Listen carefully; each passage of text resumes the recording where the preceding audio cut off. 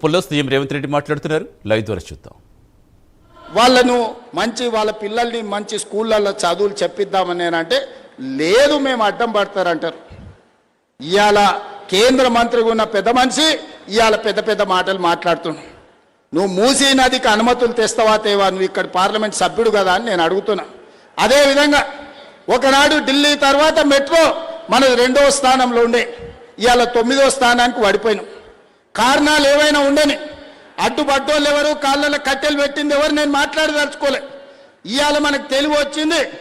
ఇవాళ మనం మెట్రోని విస్తరించుకోవాలనుకున్నాం. ఇవాళ నాగోల్ జంక్షన్ నుంచి బరాబర్ ఎల్బీ నగర్ నుంచి ఓఎస్ హాస్పిటల్, ఆ నుంచి చాంద్రాయణ గుట్ట, ఆ నుంచి రాజేంద్ర నగర్ డైరెక్ట్గా అంతర్జాతీయ ఎయిర్పోర్ట్కు ఈ నాగోల్ నుంచి ఈరోజు మెట్రో విస్తరణ చేయాలని నేను ప్రతిపాదనలు పంపించిన. నేను ఇక్కడున్న మిత్రులను అడుగుతున్నా, నాగోల్ నుంచి అంతర్జాతీయ ఎయిర్పోర్ట్కు మెట్రో కావాలన్నా వద్దా? మీరు ఒక్కసారి ఆలోచన చెయ్యండి. ఇవాళ మనం ఎయిర్పోర్ట్కి పోవాలంటే ఎక్కడెక్కడో తిరిగి చుట్లు తిరిగిపోవాల్సి వస్తుంది. అదే నాగోల్ మెట్రో రైలు ఎక్కితే చక్కగా శంషాబాద్ ఎయిర్పోర్టులో దిగుతాం. ఇవాళ గదే అడిగిన మా రంగన్న చెప్తాడు, అన్న ఎల్బీ నగర్ కాదు హయత్ నగర్ అవతలికి మెట్రో కావాలి. ఇప్పుడు పట్నం అంతా హయత్ నగర్ దాటిపోయింది, వనస్థలపురం అవతలికి ఇయ్యండి అని రంగన్న కలిసినప్పుడల్లా అడుగుతాడు. మా ఎంపీ చామల కిరణ్ అడుగుతాడు, ఇవాళ ఎల్బీ నగర్ నుంచి హయత్ నగర్ అవతలికి మెట్రో పెట్టాలని అడిగిన. అవసరం ఉందా లేదా మీరు ఒక్కసారి ఆలోచన చేయండి.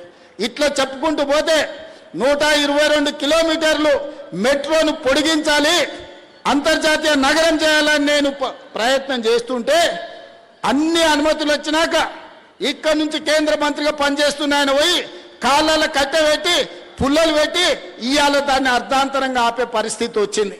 ఆయనను అడగాల్సిన అవసరం లేదా అని నేను అడుగుతున్నా. ఇవాళ మనం ఏది అడిగినా రీజనల్ రింగ్ రోడ్, ఇవాళ ఔటర్ రింగ్ రోడ్ వచ్చినందుకు మనం అంతర్జాతీయ నగరమైనాం. రీజనల్ రింగ్ రోడ్ వస్తే 360 కిలోమీటర్ల అభివృద్ధి జరిగితే ప్రపంచంతోనే పోటీ పడే సింగపూర్, టోక్యో, న్యూయార్క్ లాంటి పట్టణాలతోని ఈరోజు మన హైదరాబాద్ పోటీ పడవచ్చు. 2.5 ఏళ్ళ నుంచి కాలుకు బల్పం కట్టుకొని తిరుగుతున్నా. 50 సార్లు ఢిల్లీకి వెళ్ళిన, 5 సార్లు మోడీ గారిని కలిసిన. ఎందుకు ఆగుతుంది, ఎవరు ఆపుతున్నారు నేను అడుగుతున్నా. ఎందుకు ఆగుతుంది, ఎవరు ఆపుతుండ్రు?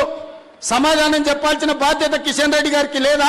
తప్పించుకొని ఎన్ని రోజులు తిరుగుతావని నేను అడుగుతున్న కిషన్ రెడ్డి గారిని. ఇవాళ కేంద్ర మంత్రిగా నీకు ఓట్లు వేయలేదా?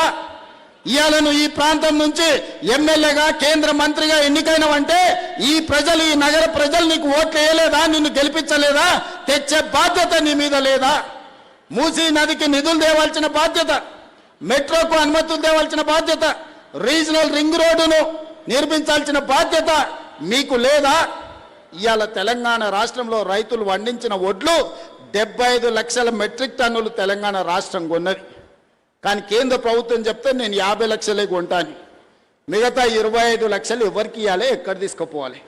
ఇవాళ దేశంలో 60% ఒక్క తెలంగాణలోనే వడ్లు పండించినాం. పంజాబ్లో 86% కొంటావు, నీ ప్రభుత్వాలు ఉన్న రాష్ట్రాలలో 70-80% కొంటావు. తెలంగాణలో వండించినేమో సగానికి సగం తక్కువ కొంటున్నావు. ఈ బాధ్యత కిషన్ రెడ్డి గారికి లేదా? ఇవాళ ఆయన అంటుండు నన్ను ఎవ్వరు ఏం చేయలేరని. అయ్యా, ఈ ప్రజలతో పెట్టుకున్నాడు, తెలంగాణ ప్రజలతో గోక్కున్నాడు, బాగుపడి బట్ట కట్టినోడు ఎవరు లేడు కిషన్ రెడ్డి గారు. నువ్వు చేస్తున్న వ్యవహారాలు అన్ని ప్రజలు గమనిస్తారు. అందుకే 15 తారీఖు తర్వాత ఖచ్చితంగా కార్యాచరణ ఉంటుంది. మెట్రో రావాల్సిందే, RRRకు అనుమతులు ఇవ్వాల్సిందే, మూసి ప్రకరణ జరగాల్సిందే, నువ్వు పండించిన వడ్లు, మొక్కలు, జొన్నలు కొనాల్సిందే. ఈ అన్నిటికీ నువ్వు సహకరించకపోతే బరాబర్ నీ సంగతి చెప్తాం. మళ్ళోసారి నేను చెప్పదలుచుకున్నా వారికి. వారు అంటారు నేను పుట్టింది ఇంట్లోనే, నేను చచ్చేది ఇంట్లోనే. కరెక్టే, నువ్వు అందులోనే ఉంటావు, చీకట్లో యువతలతో సహకారం తీసుకుంటావు. నువ్వు నీ పార్టీకి ఎప్పుడైనా పనిచేసినావు, నీ కార్యకర్తలే చెప్తారు, సార్ మా సార్ బీజేపీలో ఉంటాడు కానీ మొత్తం బీఆర్ఎస్ వాళ్ళతోనే మాట్లాడుతుంటాడు, కేటీఆర్ చెప్పినట్టే వింటాడు మా సార్ అని నీ సొంత పార్టీ వాళ్ళు చెప్తారు. నీకు పార్టీ మారే అవసరమే ఉంది నాయన, ఉన్న దాంట్లో ఉంటావు, పక్క దాంట్లో తింటావు. దొంగది కాదు, దొడ్లకు రాదని వెనకటికి ఎవడో చెప్పిండు. గట్లనే ఉంది నీ కథ.